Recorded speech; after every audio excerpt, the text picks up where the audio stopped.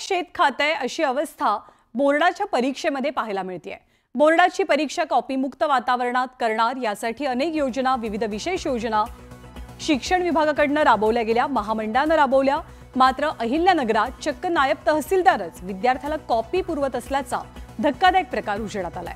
Copy पुरवणारा नायब तहसीलदार अनिल तोडमल याला रंगेहात पकडण्यात आलं। हा व्हिडिओ सोशल मीडियात तुफान व्हायरल होतोय। पाथर्डीच्या तनपूरवाडी परीक्षा केंद्रावरती तोडमल हे स्वतःच्या मुलालाच कॉपी पुरवत होते। या घटनेची माहिती मिळताच पोलीस तात्काळ घटनास्थळी पोहोचले आणि तोडमलला ताब्यात घेतलं।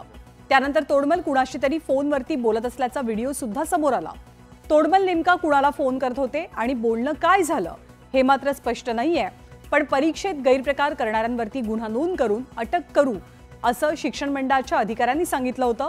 त्यामुळे अनिल तोडमल या नायब तहसीलदारावरती कारवाई होणार का हे पाहावं लागेल।